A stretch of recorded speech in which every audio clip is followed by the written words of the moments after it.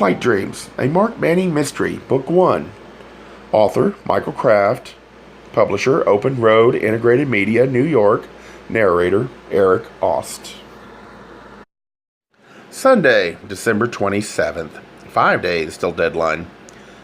With his good hand, Manning fidgets with the controls of his hospital bed until he sits upright facing the sheriff's deputy. Did they find it? Yeah, big fella. 4-footer. Damnedest thing. Though it wasn't from these parts. According to the snake guy at the zoo. Good thing, too. They're real mean, poisonous.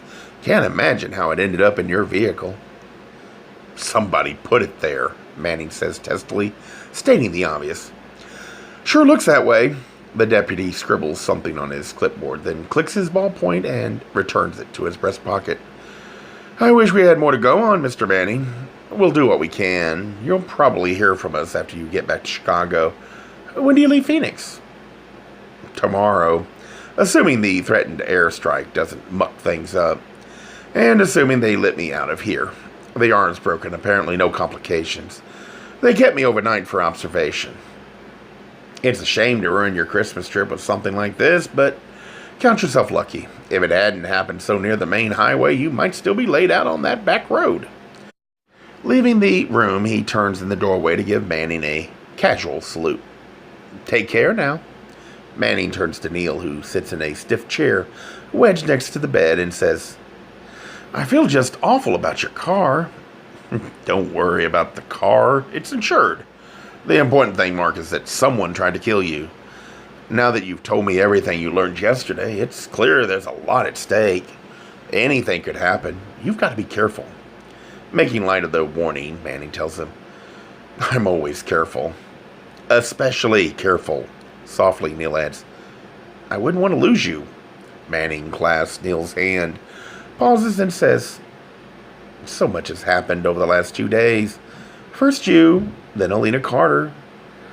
I'm going home tomorrow. We live so far apart, and there's so much I want to talk to you about, but the whole Carter business is coming to a head now, and suddenly I'm part of it. Forgive me, Neil, but it's difficult to focus on anything else. Shh. Neil quiets him, as if soothing a troubled child, patting his hand.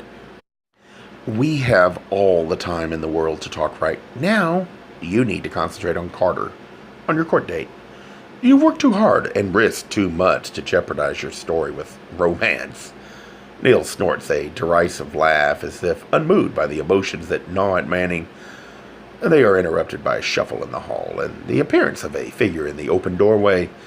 Manning blinks, breaking the gaze he has shared with Neil, and turns to find Brother Bert standing at the foot of his bed. I was making my Sunday morning hospital rounds, the preacher tells Manning, and I heard that you'd been admitted. Sweet Jesus. What a terrible accident. Manning lifts his broken arm to give Brother Bert a good look at it, telling him, it was no accident. Really? Says Brother Bert flatly. But he's not looking at the cast on Manning's arm. His eyes are fixed on Manning's other hand, which still holds Neil's. Brother Bert flexes the muscles of his jaw. Through a tight smile, he tells Manning, the Lord works in strange and mysterious ways. Gay Mysteries audiobooks. I think it is easy to hate a label, but a face humanizes the word. So this effort is twofold. To offer comfort to those like myself that your world didn't end because you don't fit into the view of acceptable society on both sides. And in hopes of helping those with family that are LGBTQ, that it doesn't mean we are aliens from the child they once knew.